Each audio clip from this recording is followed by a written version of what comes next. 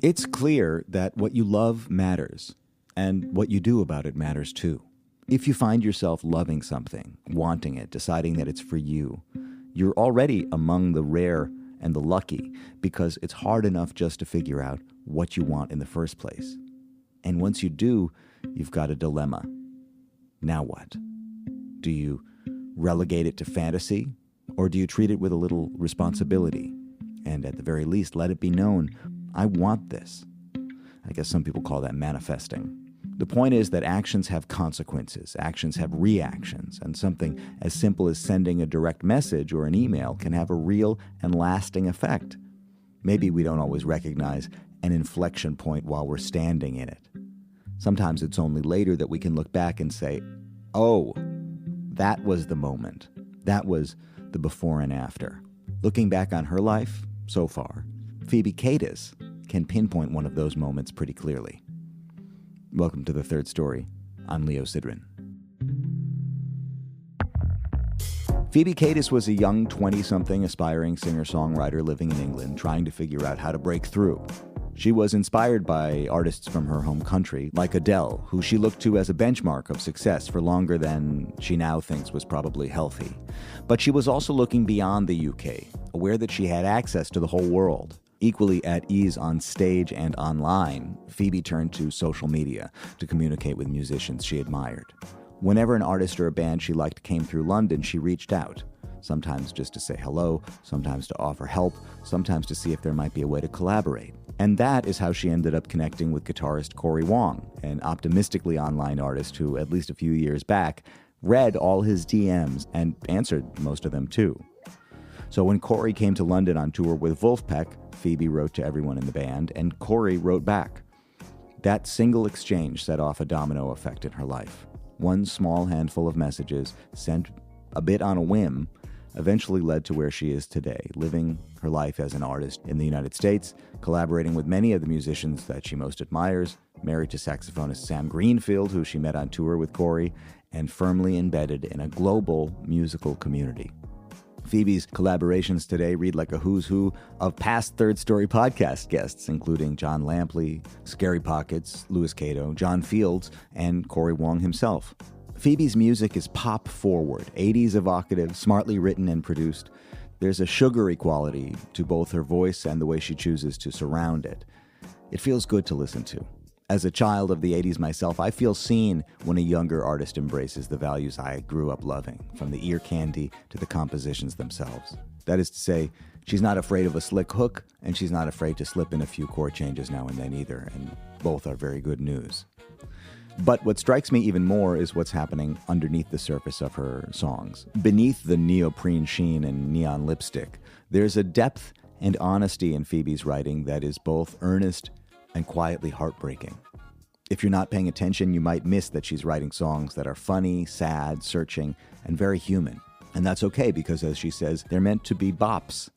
But if you're listening closely, you come away feeling like you know her, and that she's naming preoccupations many of us share, getting older, falling short of the success we imagined, wanting to please people, managing our relationship with our phones, and trying to figure out who we're becoming again and again. All this talk of the world being my oyster, of the goals that I'm supposed to be hitting, but I just keep on missing all these doors that I know I could have opened, keeping me awake in my one bed, only open in my head. Her new album, Coming of Age, her fifth full-length release, came out last year. She toured behind it in the fall, and she's heading back out this month on the East Coast. We got together recently in Brooklyn to talk about her personal journey, including that fateful DM that reoriented her life, her creative process, and her professional reality. She also spoke candidly about her side hustles, which I think are pretty cool too, actually. You can visit third-story.com to hear the full archive, hundreds of deep dives like this one, including conversations with many of Phoebe's friends and collaborators. You can read my recent writings and hear all the episodes at leosidran.substack.com. I've been spending a lot of time there lately. The Third Story is made in partnership with WBGO Studios. Visit wbgo.org/studios for all their award-winning content. Phoebe Katis learned to trust her instincts from a young age, which helped her to find her people and her place. If you have a young budding musician in your life who's looking for some guidance, Musication is a wonderful resource to help you find the right teacher. Musication offers in-home music lessons in Brooklyn and Manhattan for kids ages 3 and up. Their teachers are highly experienced professional musicians, and every lesson is tailored to each child's interests and needs, with flexible scheduling that fits into real life. Life is busy, your kids are busy, Musication teachers come to you. As a special offer for Third Story listeners, visit musication.nyc, mention the podcast, and you'll receive 2 free trial lessons. Here's me and Phoebe Katis talking it down in Brooklyn. So Phoebe Katis. Oh, yeah. Here it is. We had a conversation recently in the coffee shop, and I was trying to remember what we talked about this morning as I was preparing to talk to you. And the good news and the bad news is that I don't remember. I remember loving the conversation. Yeah. But I think the good news is I don't remember the answers to my Sweet. questions. So Excellent. We're going to ask them again. That's great. So one thing that has happened since we met in the coffee shop over the summer is that your record came out. Yes. And I think when we talked, you had been sort of slowly unleashing these videos and singles. But now, a few days ago, your album came out. What does it feel like after all the build-up? Oh, it's been a big build-up, this one, because I had sort of a hiatus between my last album and this one of about 3 years. So the journey for this album was like, it was a marathon. Yeah. So I feel very excited for these songs to be out in the world. And let's put it this way, it was an intense labor. This is my 5th child. Yeah. It was an intense labor. She took a while. So I'm really just so stoked that these songs are out, and I'm really proud of it, and it's doing the rounds. Yeah. You know, you mentioned this is your 5th project. That is a lot. You're early 30s or 30-ish? I turned 33 on Wednesday. Right. So it's impressive to have made 5 albums by the time you're 33. You've been cranking. The feeling I've gotten from you, just knowing you kind of peripherally and socially for the last few years, is you are like in it. You get it done. You are constantly trying to make something happen, let people know, promote the things, write another thing, collaborate with people. You're pretty full on, I think. Yeah, thank you. That's nice to hear, because I am very deep in it. So it's fun to hear a perspective that's sort of like, oh, yeah, you are doing the thing. Like, well done, you're doing it. And I'm like, oh, yeah, I am. Well, I think that, you know, as so many of us are in the arts, we're constantly having to make it happen. I do think some people, even just personality-wise, are more natural fit for not the grind of getting the work done, but the grind of representing yourself in the world and being like unashamed to say, I made a thing. I want you to see it. It's important to me. I love it. I hope you love it like I love it. Like, as simple as it is to say that, there are so many obstacles between making a thing and being willing to go out in the world and say, I really hope you listen to this because I loved making it and it's important to me, and, you know, all those things. Yes, I think that is just an unabashed, like, if I don't do this thing, I'm going to be really sad. And that's inherently a selfish thing. But I've always struggled with sort of how to explain why you do what you do as an artist, because inherently it's a very self-involved thing. It's like, I've created this piece of art and I've said this thing about this either universal feeling or experience that I've gone through or something, and I want to put it out in the world. And hey, I would love it if you listen to it. Like, I've been trying to figure out what it is that makes it sort of easy to do that. Or at least it gets you past the whole sort of, I'm worried that I'm talking about myself too much, or I'm worried that my whole life is about putting out my music and that. I don't know if I've gotten to the bottom of it, so I would love your input if you have any. But if I think about my friends who put out music and artists that I love, and that, it's absolutely 100%, of course they should be doing this. I adore their music, I adore their message, I adore what they're talking about. And then if I turn that back around, I'm like, well, maybe people feel the same way about what I'm saying, so that's why I should keep doing it, or something like that. Do you know what I mean? And it's totally hard. You know, in the last year or so, I have really started to think about why we do what we do and what is that compulsion to do it. I came to the conclusion that, okay, so one version of what we do is we express ourselves, then ask people to come into a space, sit quietly and not speak while we publicly perform our self-expression. And then at the end of it, we take the bow. Yeah, exactly. You know? Whereas it's a lot to ask people to give us their time. it's a very selfish thing to want to take that from people. On the other hand, it has obviously been, since the dawn of humanity, important to us that there is art and artists, and that some people are the leaders of the song and others sing along. And also, like I think about some of your lyrics, we're at very different places in our lives. We have very different lived experiences. But it's funny when you hear somebody sing something and it touches you, even in an unexpected way. You have this one line about being in touch with this 15-year-old version of yourself. You say, I'm going to turn 50 and still feel like I'm 15. Yeah. Even when I'm 50, I'll still think I'm 15. Panicking about the places I have never been. Thinking of the ways I haven't seized the day. 'Cause it's my first time here, but also my last time here.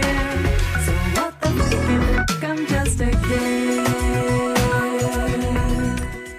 And I'm facing down 50. I'm going to be 50 in a year and a half. And I was like, yes. You're like imagining how it is, but I'm actually I'm there, and I'm like, yes, that is speaking to me so much. Like, you never get past that feeling, or at least I don't. And also, you play out one day being a 60-something mother, and your daughter will come home heartbroken and need to stay with you for a while. I think that's what sort of is. Is that the story that's basically? I mean, I hope she's not too heartbroken. What I think I meant to say was, if all goes well, then I have a child. Or I think I said a daughter in the song. I don't mind. I don't mind what I have, but I would like a child. Yes. There we go. That's on record. All right. At some point. Yeah. And then there's a moment where she asks me about my life and asks me for advice. Yes. And I'm in a position where I can give that to her. Oh, because I see. I've Because lived these lives. at this point, when you're writing the song, you're still somebody who's looking for advice. Right. If she asks me what I know about life, and I'm like, will I know what to say? Yeah. Do I know? I'm still coming of age at this point, and I'll be coming of age again when she asks me. And then if she comes to my door and has a story about heartbreak, and I have to then come of age again and be able to tell her some advice that I would have told, but I don't know. Yeah, I was basically role playing. Soon enough I'll hit 45, and my daughter, if these plans go right, will ask me what I'm sure about and the rules that I can't live without. Suddenly I'm 64 and she's banging on my front door with a suitcase and a tale of woe, saying, Mom, you always told me no one knows what to say, no one knows how they'll feel when the person in your bed starts to change. Some are made to pass on through, and some were made to stay when we are coming of age. Or coming of age, when we're coming of age.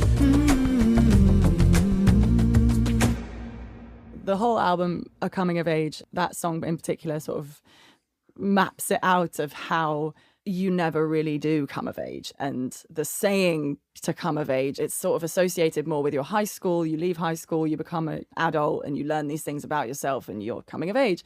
And I'm just like, but I learned things about myself in my 20s and in my 30s, and I will in my 40s and 50s, and continue to not fully arrive, I think. And there's such a pressure, especially in today's age, industry-wise, but also just how we're all kind of pressurized to arrive somewhere, to get that massive career, to make that family, to meet these people, to move to this place, to put roots down. Or if you're not a roots person or a family person, there's a pressure to become someone, become a thing that you can market or plaster on social media or do something. Do you know what I mean? It's like there's such a pressure of arriving and achieving, and I've never felt like I've arrived. I've achieved things, but I haven't necessarily arrived in a place that I can say, like, this is who I am. Yeah. I've done it. Well, you've just laid it all out. I mean, there it is. Do you feel that you have put that pressure on yourself? Like, you've got a song on the record about how good it is to be famous. And I think that's the song where you say, I'm mad at these girls half my age who are more famous than I am. Or not mad at them, but... and terrified. Trying not to get depressed over a superstar who's half my age. Oh, everything's better when you are famous. Love and attention 24/7. I feel much better when I am famous too. Wouldn't you? That song, Famous, is basically, it's a fun little prediction of my own demise that will likely never happen, because I don't think I'll reach those heights of fame that will be plastered on front pages and all of that sort of thing. That it's sort of as a commentary on possibly my own demise, but also just a commentary on the culture of fame itself and how awful it is, really. Press, especially tabloids, terrible world of, pulling down celebs that have done so much to work on their craft and bring these things to the table and all this and all that. And then suddenly within one day, if they have one moment where they're slightly drunk outside a club, they're torn to pieces, or they've worn something that doesn't look very good. And it's like, do they even have any fashion sense? It's like, oh gosh, if you get to a certain stage in fame, which I definitely am not at that stage, but I imagined it for that song. It's very tumultuous up there. But it's a funny thing to fantasize about having. It's like, my version of that was, I used to say, I'm ready to have one hit, to be a one-hit wonder. I'm ready to have a terrible song follow me around for the rest of my life. Pay the bills for the rest of your life. So, like, I think your version of it is like, I know it's a downfall. I know it's terrible, and that the tabloids are going to be talking about me and pursuing me everywhere, and it's going to lead me to drink, and, but I'm ready to imagine that. Yeah, absolutely. I really resonate with that, actually, because, you look at all these legacy artists who are torn to pieces because they don't play their favorite songs. They don't play the one hit or the top hits.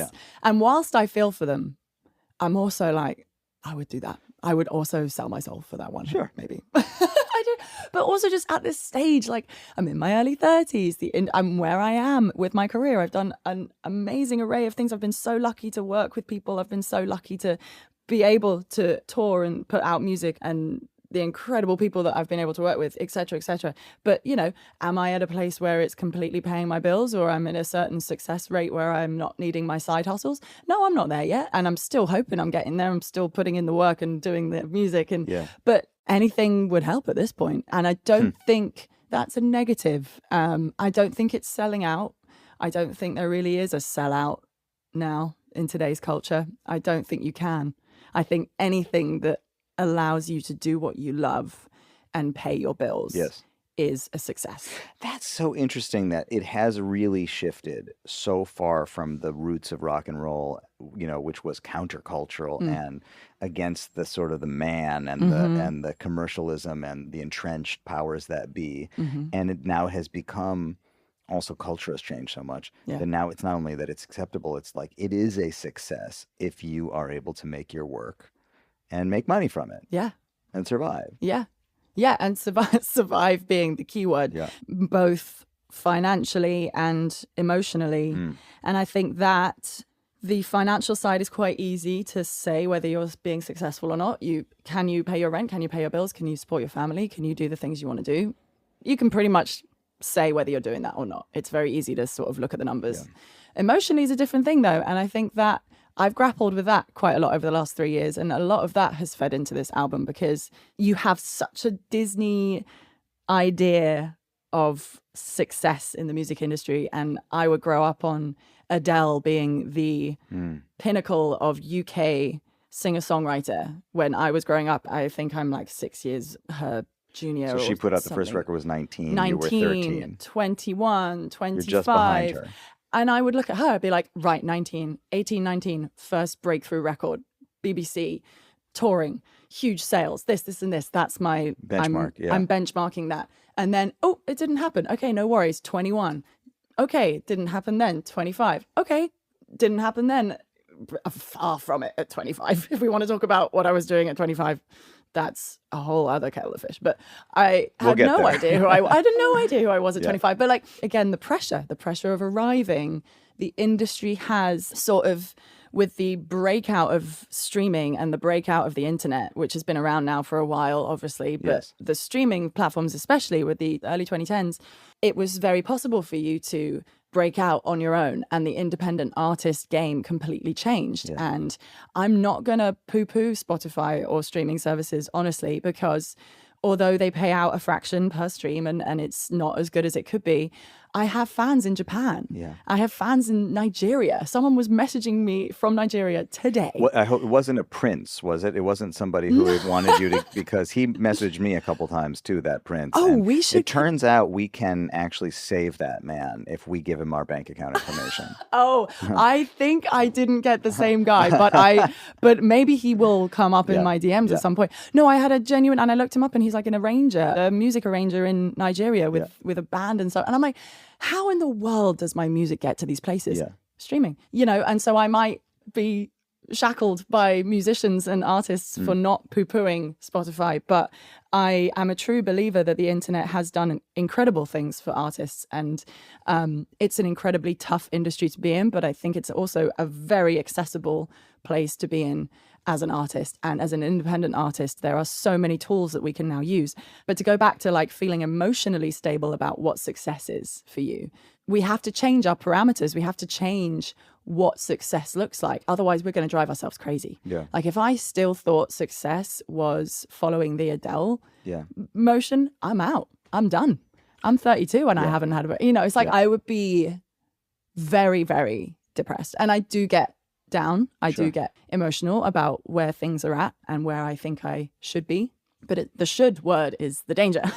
The should word is the worst, because if you are constantly comparing yourself, you will probably never get there. Yeah. Because you're not allowing your own journey to unfold. And the pressure of asking your art to make you money will destroy it. But also because, like, in any genre, part of what you're doing potentially is speaking a kind of personal truth. Mm-hmm. And so your personal truth is whatever journey you're on, Yeah. which includes being 33 and not having achieved Adele's success at 33.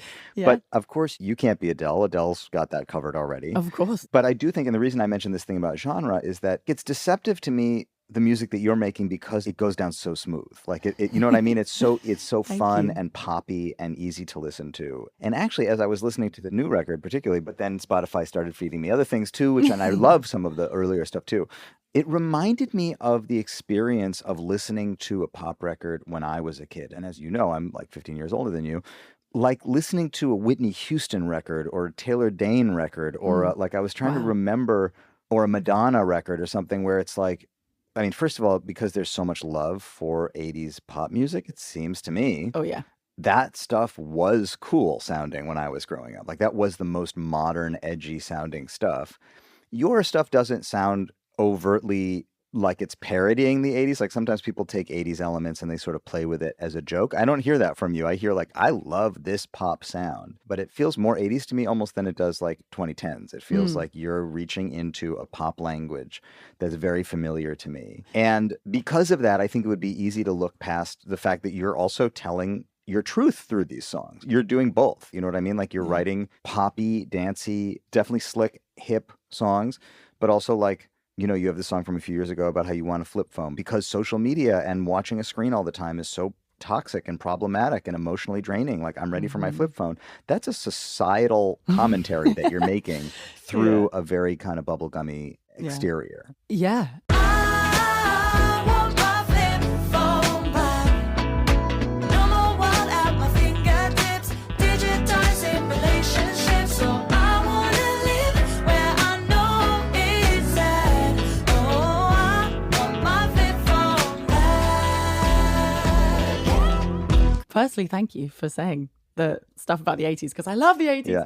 I guess I'm thank curious you. about, first of all, about the 80s. Like, is that a deliberate conversation that you've had with producers? Yes, on a number of the tracks on the record, and then some not so much. For example, Runaway Train, which is a straight up Madonna, ABBA 80s disco ballad. Yeah. That was just the box that I wanted to tick with that song. I'm on a runaway train to another life.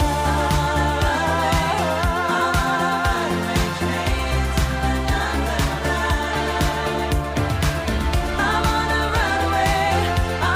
runaway train to another life.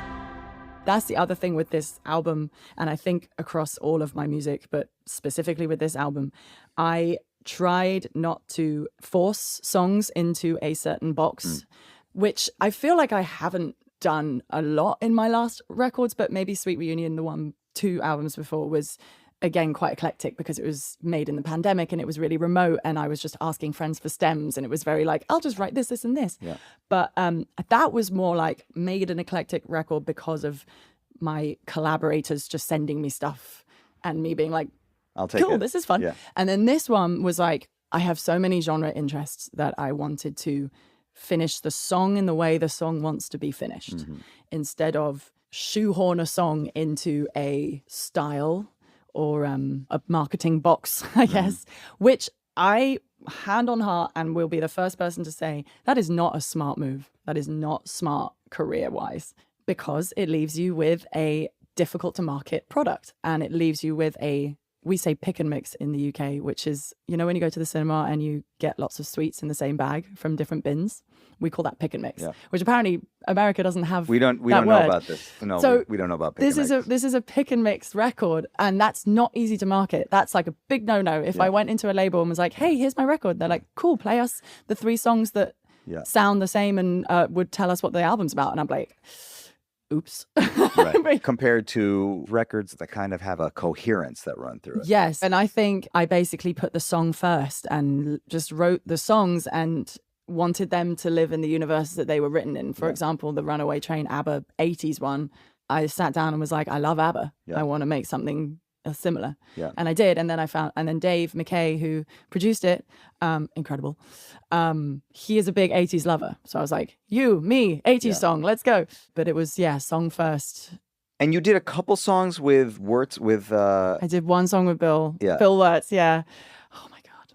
So that, you told me about him, and then I went back and checked him out, and I was like, oh yeah, I know who Bill Wirtz is. And but what's interesting about that is that there was this thing in early 80s sample technology where samples would get truncated and cut off tightly and strangely because we didn't have enough memory in the sampler to like let the tail of the sample go. And he does this thing that is so evocative of the 80s to me, of the tightly, weirdly cut samples and the sounds that he uses that are like the sound of my childhood. Oh, now you've made that link. I didn't even make that link between the 80s and what he does. I just saw Bill Wirtz's world. Yeah. It's like he's not operating in this universe. But his production style is quite literally out of this world.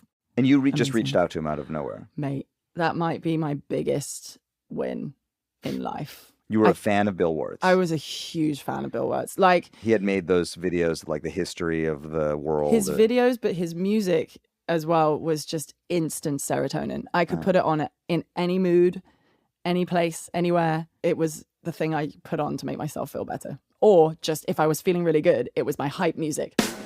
Just did a bad thing. I regret the thing I did. And you're wondering what it is. Tell you what I did. I did a bad thing. I'm having a bad day. It's turning into a bad year. All the things I'm supposed to do and the places I'm supposed to go are canceled. So I was like a genuine Bill Wirtz, like cult member. And my incredible friend Ryan Lerman put us together because Bill had done a Scary Pocket session with them and nothing else. Like, he's never collaborated with anyone, but I clocked the Scary Pocket session and I was like, and you had already done the Scary Pocket stuff? Yeah.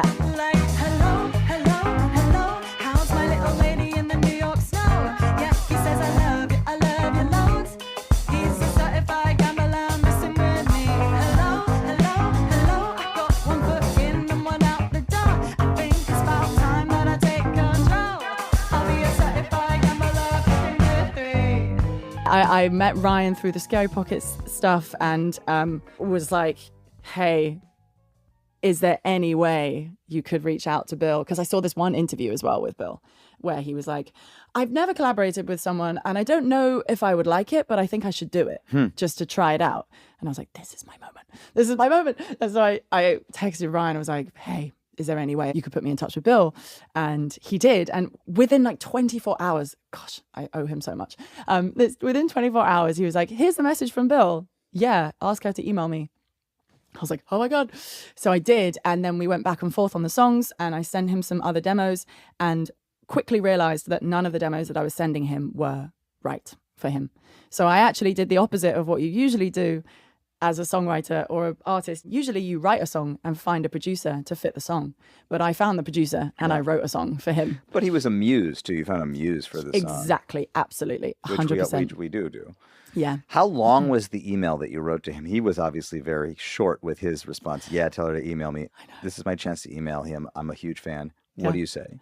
Oh my gosh. I should probably pull it up to get it right. But I think it was something along the lines of, "Hi, Bill.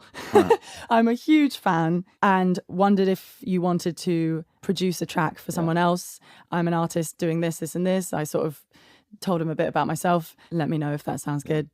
And obviously sent him my music so he could check it out before. And he said, yeah. And now we're here. But in fact, you had done that before. I mean, you and I met, I believe, through Cory Wong and his sort of extended family, musical family. And as I understand it, you sort of met him in a similar way. You reached out as a fan. Oh, yeah. That was an Instagram DM. Big up Instagram. I went to see Wolfpack in 2017. In the UK? In the UK. London, Shepherd's Bush, O2 Empire. Represent. And I went out to the show and then I did what I was doing at the time, which was messaging all of my favorite musicians whenever they came into town or just in general. I was just completely hustling the DM email. Yeah. And I think I messaged all of them. I was like, "Hey guys, I'm a singer in London. If you ever want vocals on anything, blah, blah, blah." And Cory was in this zone, which he's still to this day really good at, which is actually looking at his DMs and looking at people who message him and responding and just being really open to communication. Actually, I don't know what he's like now. Obviously, he's in a different level. But at that time, he was really cool with just like opening his DMs and messages and replying to people and checking them out, which is so cool. And he did. And he was like, funny you should say that. I want a British singer on this new song. Do you want to give it a go? And I was like, oh my God. And that was Duke on Jelly. And that was the song on his album, The Optimist. And it went from there. It was amazing.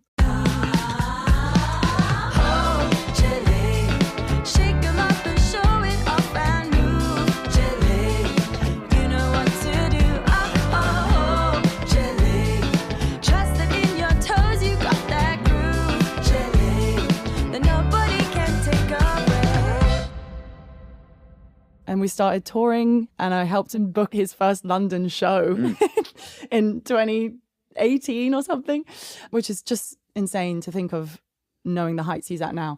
We just did some Europe touring and I was opening and singing and collaborating on his music and he was producing my music and it was just amazing. That was my sort of, I guess that was my break, which if you look at your life, if you look at your career, that was a really big moment. I have a lot to own for. Yeah. And at a turning point, you then at some point moved to New York. I did, yes. Yeah, I got the visa to tour with him and then 2020 happened. So the touring happened in 2019. 2020 happened. All the touring was cancelled. And you were here World or shut you went down. home? I was not. I was actually in Australia in March 2020. I was doing the Adelaide Fringe Festival with a show that I do. I do a Carole King, James Taylor show where I sing her songs and his songs with my friend Dan from the UK. And we tour it to this day. We still go out and the US touring is a really, really good time. We bring it over here and we tour it and we tour PACs and theatres. And I'm really proud of the show. Yeah, we sort of wrote it together and it's about Carole King and James Taylor. So you could put it in the tribute box, but we aren't being them. We're telling their story. It's like an immersive biography. So that is a side hustle because this is not my thing, but it's a side hustle I'm really proud of and love to do because I love Carole King. When it's too late, baby, now it's too late. But we really need to try to make it. Something inside is dying, and I just can't take it. Oh, no.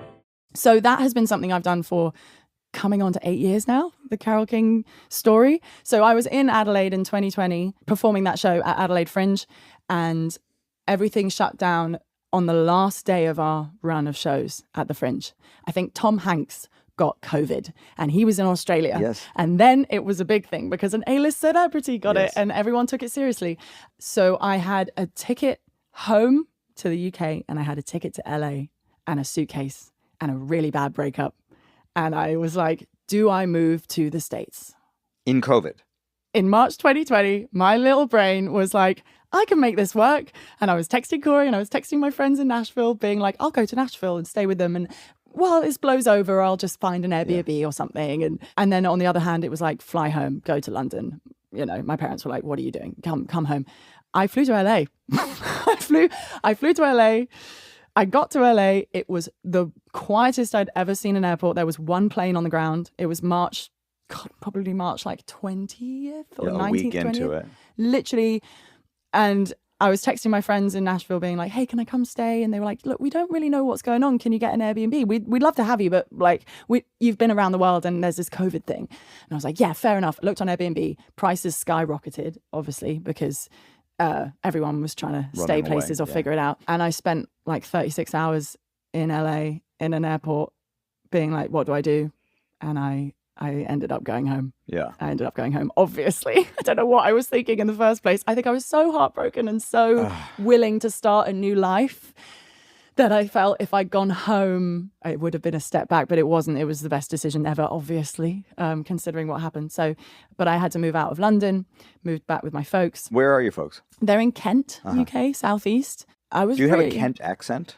Or have you scrubbed your Kentness from your accent, do you think? I don't think Kent has a particular accent. Really? I think London, you have like a posh English accent, which I don't think I have, but some people would say I do. And then you have like a Cockney accent, which is a bit of a geezer. All right, mate. Yeah, all of that. I think I'm just a sort of standard Southern England accent. I don't think there's anything particularly special going on with it. Because my understanding was always that you could tell where somebody's from within a range of like a mile in England, that the accents change so much. Accents change crazy. Once you get up north or out west. Yeah.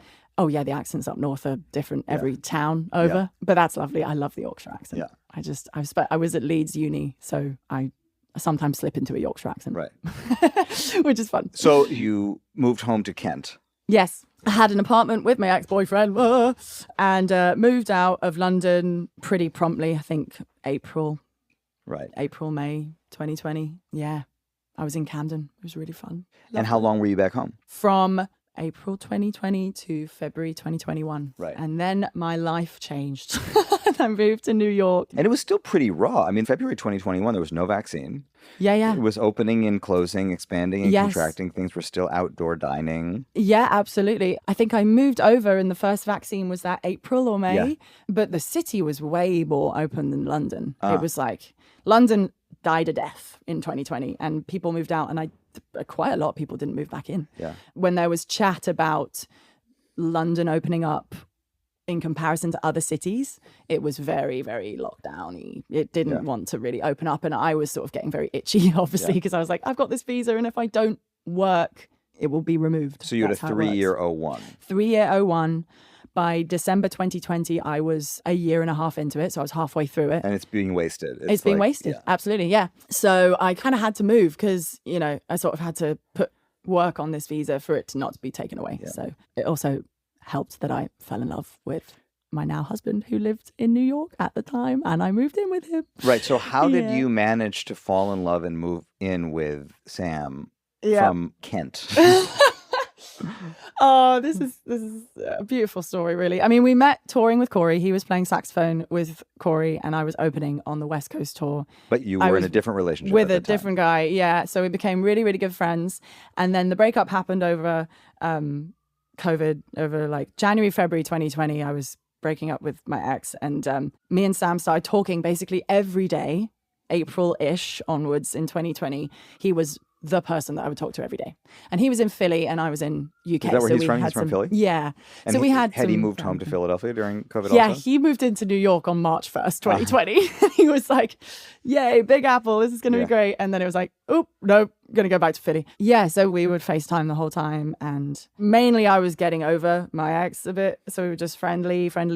And then by September 2020, October 2020, it was like, I like you. This is fun. This is what is this? So remote video dating, basically for 6 months.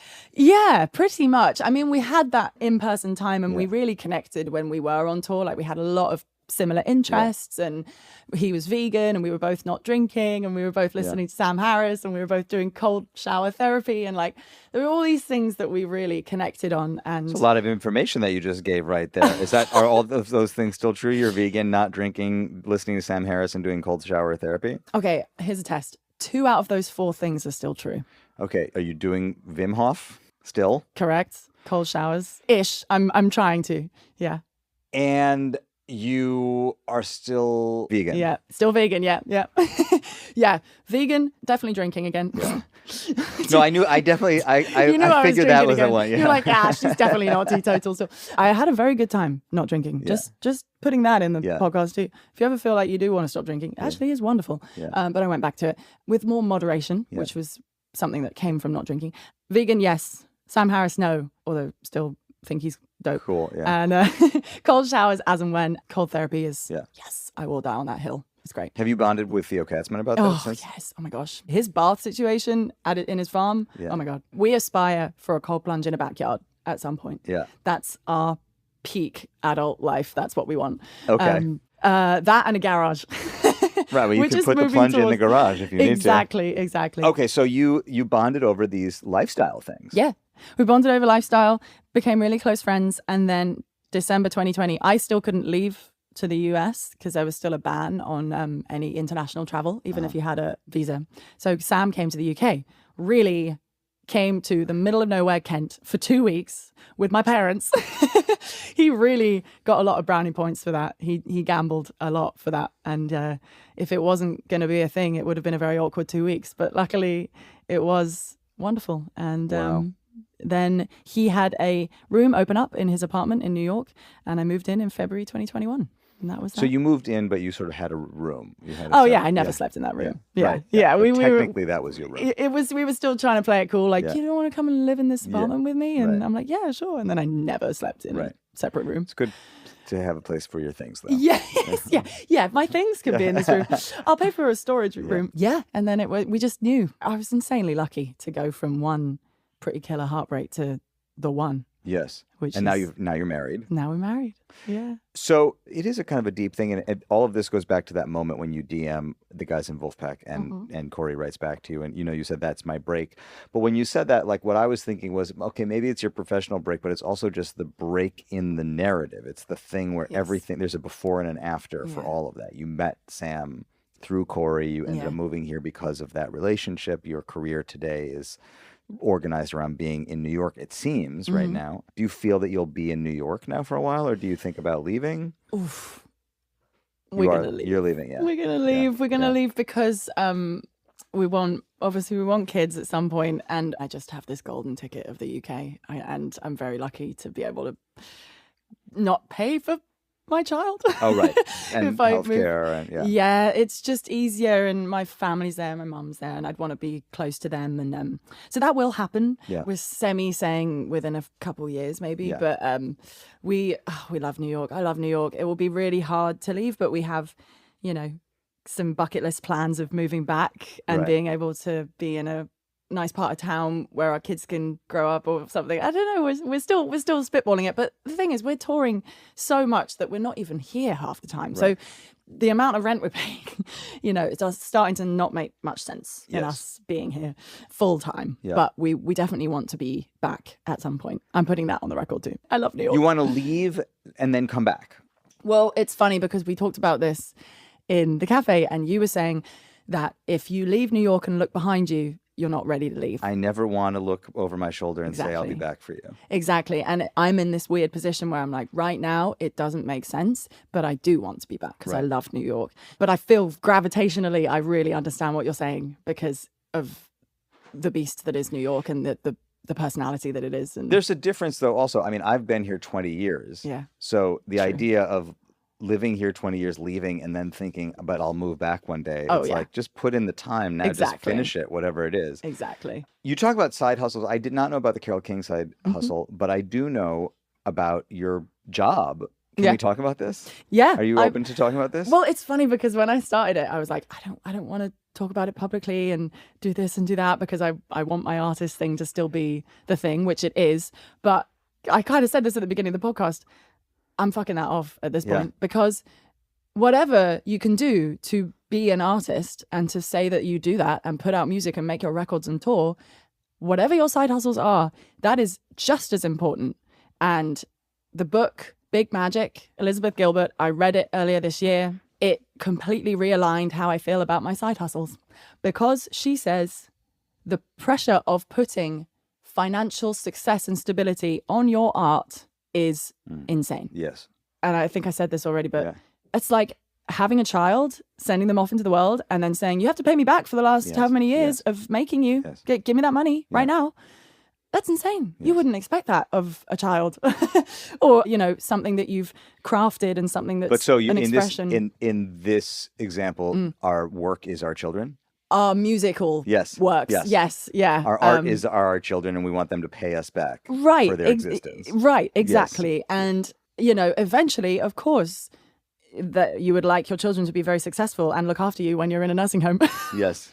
But retire on them. To follow this long drawn out metaphor, you know, you work so that you can provide for your art and your kids. Moving kids away, but you're working so you can provide for your art and your creative output. And I then sort of switched and was like, I will happily talk about my side hustles. I will celebrate them because they allow me to do what I'm doing. I mean, the other thing, yes, totally. And also, when you referred to the Carole King, James Taylor project that you built, I think that's still very much in line with your career. And even this mystery side hustle that we're going to get to in a second, I still think is in alignment with the general shape of what you're doing. But also, we are all multifaceted. Yeah. We just are, you know, and the idea that there's one primary dominant thing that defines us and everything else is in the way of that is, I just don't accept that, because I think, and maybe for some people there are single-minded, but even Sam, who is a ridiculous saxophone player, and I'm sure puts in so much time on his craft, is also a hilarious creator. Absolutely. And a funny presenter of things and a band leader and a multitude of things. Like 30 years ago, we might have said like his job is just like play the saxophone. But today, that's just one of many things that he's doing to build a career. So you have been working in a management office. Yes. Working in the management of other artists, basically. Yeah. I'll name drop him because he's awesome. Yeah. I work with Andrew Lieb over in LA, who has Deep Fill Talent Co. And we manage a roster of artists, and I basically am his day-to-day. And honestly, it's probably the best side hustle I could have worked towards, considering what I do for my artistry. Because I have this eye into the industry from the other side of the table. And it's so helpful, and I'm learning stuff every single day. I'm meeting people who are so awesome, and all the artists and Andrew and everyone knows that I also do my artistry, and and that was the first thing I told them. I was like, look, I'm a type A, I'm good at management, but this is my dream. And the whole way through, they've been insanely supportive, everyone, and I don't take that for granted. I think that's really important. Did you have to agree that you wouldn't exploit any relationships that you develop working for Andrew for your own career? Absolutely. No, I'm really careful with that. I will ask him whenever. If there's someone I'd love to reach out to, I ask him first.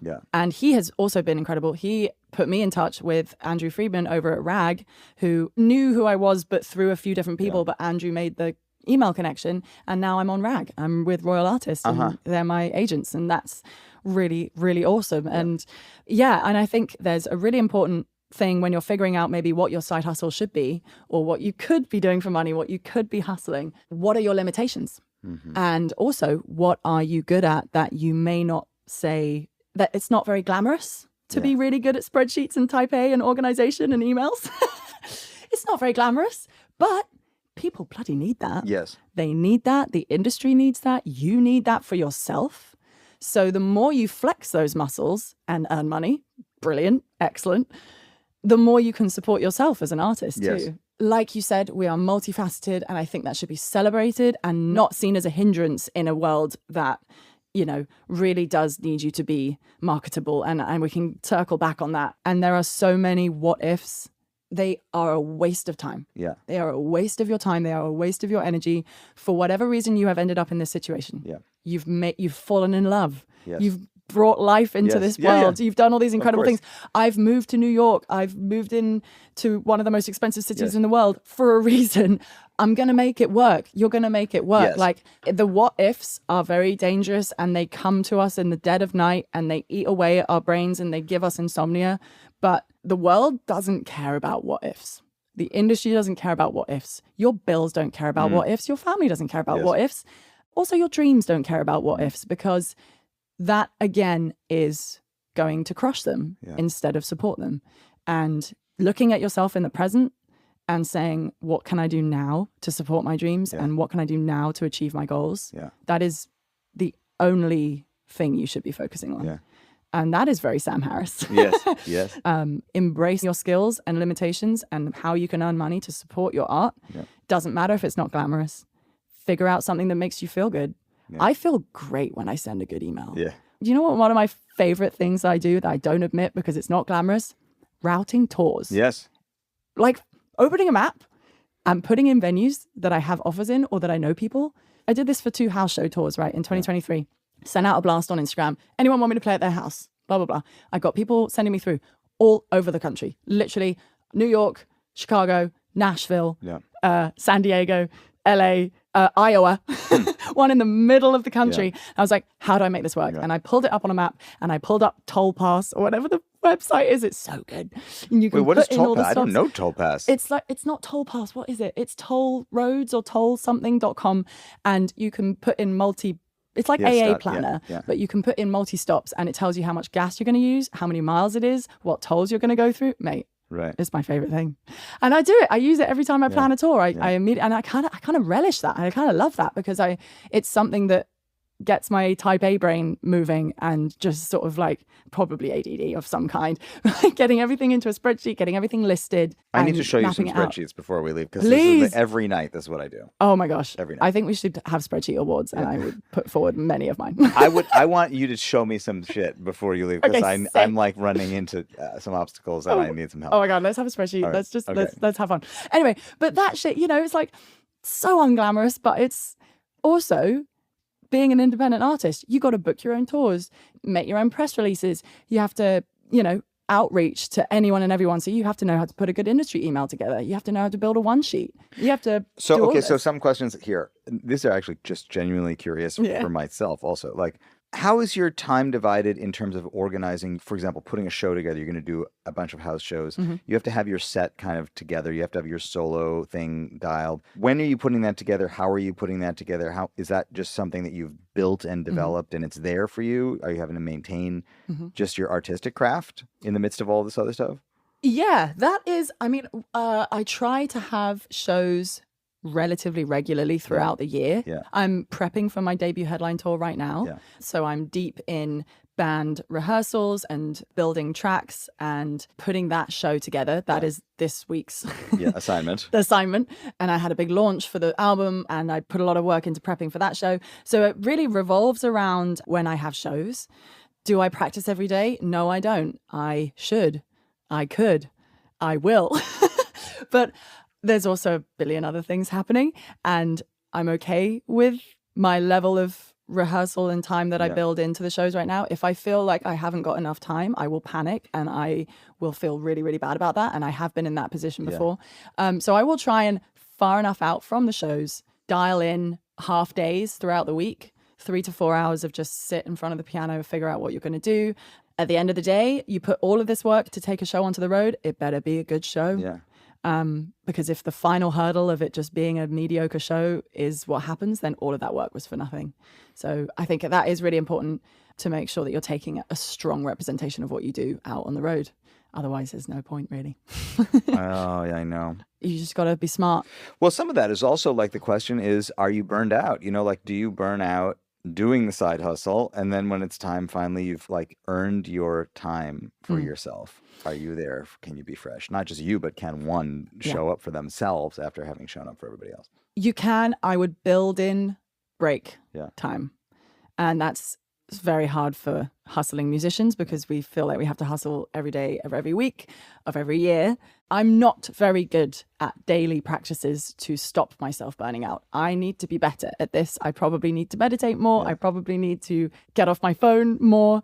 I welcome any advice you might have for not burning out while you're in the thing. Yeah. My methods at the moment are just go, go, go. Yeah. And allow yourself to not go for like a week. Right. Or And so. restore it. That's the Restore. restorative. And try and give yourself grace in that week to be like, don't look at your phone. Just it's the weekend or it's Thanksgiving or it's Christmas or something. Just like try and leave it behind and give yourself this time because you worked so hard before that time. And it goes in waves too, you know. I mean, it goes in Absolutely. phases. There was a time when you were listening to Sam Harris and vegan. Oh my God. Or no, you're still vegan. I'm still vegan. Yeah, but you were not there was a time drinking. where I wasn't drinking and I was listening to Sam Harris and I was meditating. Yeah. I don't know where she's gone. where has that Phoebe gone? What about, do you journal? I used to journal. Yeah. I used to journal religiously. Was it helpful? It was, and then it wasn't. Yeah. It was, and then it was just me looking at a page thinking that I had just had to write down my negative thoughts, and actually I was starting to dwell on my negativity more than my positivity, and it wasn't helping. Yeah. I do think journaling is very important. I want it to come into my life naturally instead of forcing it, which people who journal are probably like, no, you should do your morning pages and journal And whether you want to or not. And that's the point. That's And I'm the point. like, I absolutely hear that. I will endeavor to get back into some formality around it. But I hit it really hard at the beginning of this year, probably for the first 4 or 5 months of the year. Wake up, meditate, and journal. Oh, wow. And Okay, just a yeah. few, the morning pages. And then it's like exercise or anything else. It's like the second you take a day off or a week off, then just getting back onto it, it's just so much harder to climb back onto it once you get off of it. try to give yourself grace in what you can and can't do and what you can and can't make time for, instead of feeling like, Right. well, Beyonce also has 24 hours in the day.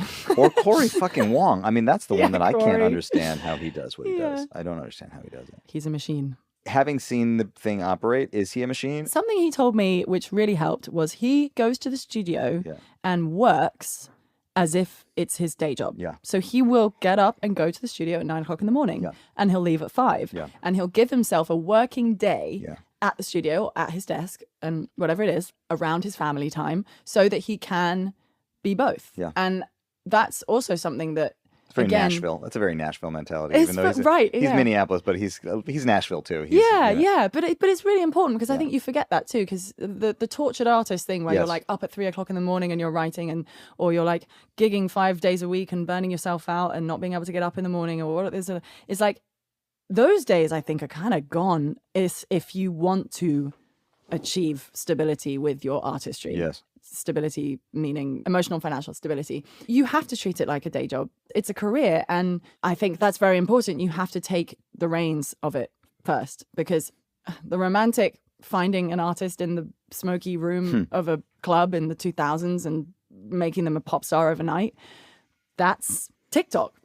Yeah. Effectively, that's TikTok. And what's the number one thing they tell you about TikTok? Consistency. Post all the time. Post every day.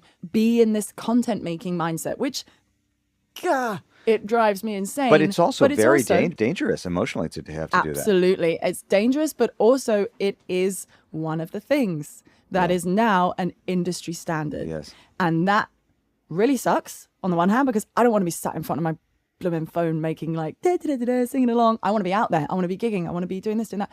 But for whatever reason, however it's happened, the industry has moved on to the internet, and the live industry is still there. Yes. I hope. No, I think it feeds, in the last week or 2 weeks, I interviewed Stella Cole. I don't know if you know who she is. And then I interviewed Dodie the other day. Yes. Oh, And Dodie's these amazing. are two people who do very different work.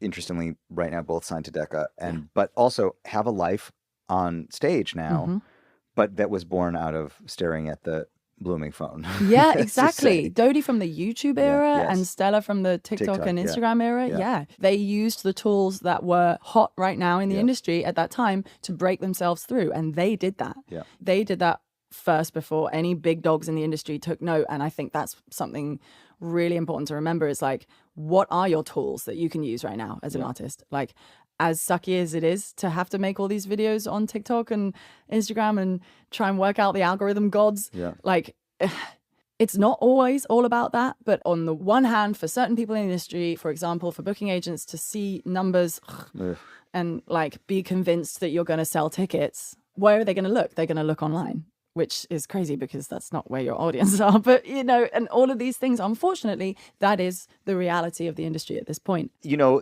part of it is a fundamental shift in terms of what you think you're doing. Like if one thing is I'm making this thing because I love it and I'm trying to figure out how to message it to people. Yeah. That's one version of the job. The other is, oh, this is what's responding. This is what the algorithm is taking. And so I need to shift what I make for the algorithm. And that's a very fine line to walk because, I mean, if you still feel okay about that shift, and it's supporting some larger thing like getting people to your shows or something, yes. But if you find that you're writing different songs now or the sound of the music is different or whatever, like at what point have we stepped too far away from the thing that we meant to do? Absolutely. And I think that circles right back round to the beginning when we were talking about my new album. Yes. Well done. I did not market it the way it's supposed. It was not a smart career move. Yeah. You know, Spotify hears Good Days. Wherever I am is where I wanna be. Even if the grass appears greener, it's a fantasy. Wherever you are is where you're meant to be. Yeah. Good days are what you let them be. And then they get chronic people pleaser and they're like, what is she doing? Right. Ever since I was 6, I had to learn all the tricks to make sure everyone wanted me around. Now I've got it down good as any extrovert would, and it's cool 'cause I wear it as my crown. 'Cause I'm a chronic people pleaser. I don't know how to let anyone down. Chew me up, spit me out, that's the shit I'm on about. Tell me what you need, I know if I got it now. So that's where I didn't necessarily market it career-wise. Yeah, very I hear well. that. I hear that. But thank you for saying some song names because I wanted to ask you about a couple of them, including Chronic People Pleaser. Are you one? Absolutely. Yeah, that one is straight therapy. Yeah. In a song. And it's funny because I sort of span out about that too and was like, do people think me calling myself a chronic people pleaser is me saying I'm a really good person because I just think about everyone else? And literally, I texted my friend this and she was like, Phoebe, that is quite literally what you're talking about in the song. You're worrying about what other people think about you. That's so true. In the song where you're saying you worry about what, because inherently as a chronic people pleaser. Because if you don't like me saying that, I don't have to say that. I could say something else. If you don't like it when I say I'm a people pleaser, I'll say it a different way. Yeah. And if that would please you more, I could change it. Exactly. It's so dumb. But the heart of that song is literally that I will just go out of my way to put everyone else first, which inherently sounds like, yay, look at me. But it's also, it's chronic. It's bad. It's like, I don't make time for myself. I don't make time for my art. I take a lot of time and energy away from myself because I want to do favors for people and do this and do that, which is not great. Firstly, it's just not great for me, I think. But it also is just my inherent need for people to like me. Yeah. So again, it's all selfish. It's all completely selfish. Well, but it's also that like, ties back to where we you know started what I mean? also, which is like, is it selfish or is it selfless? Is it like, Right. is it selfless to be a giving person? Depends. I mean, so, you know. Oh, yeah. On paper, I look really selfless. Yeah.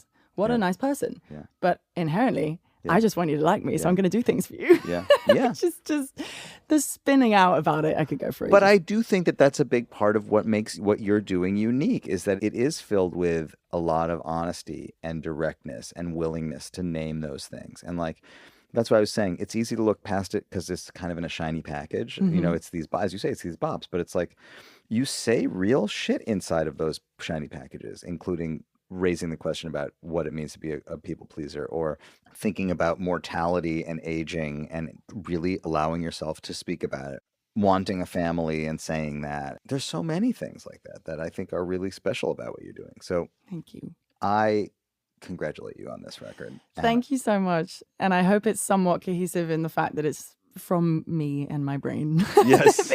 I think some people have been saying like, what do you mean it's not cohesive? Like it's you and your voice. Yes. But I'm really stoked with how it's been received. I'm really excited for it to be out in the world. And I've had a lot of very, very sweet messages. I'm really lucky. Yeah. Like a lot of people have been like, oh my God, chronic people pleaser, that's me in a song. And I'm like, oh yeah, okay, good. Because it's true that the personal is universal. And when you talk about yourself, people often will see themselves in it, I think. Yeah, that is always true, I think. And maybe that's the answer to our first selfless or selfish question is the personal is always universal. And if you say something in a certain way, it might move someone else and help them with whatever they're going through. That, I think, is just my constant thread that I come back to. It's just like, maybe someone feels better about themselves if they hear this song. Sure. Phoebe Katis, thank you for making the personal universal today with me. Thank you so much for having me. Congratulations. I didn't gush about this third story, though, because I love this podcast. I've been listening to it for years, and I'm just so honored to be here. So that's that. So thank you for having me. Oh, yeah, of course. Thank you for being here. There she was, my friends, Phoebe Katis. Coming of age, pleasing people, side hustling, doing it all. The Third Story is produced and hosted by me, Leo Sidran. Today's episode was edited with help from Ray Long. I'll be back again in your headspace before you know it with another deep dive. Until then, I'll talk to you soon. This has been a WBGO Studios production. To learn more about WBGO Studios' award-winning podcasts, special concerts, live streams, and more, visit wbgo.org/studios.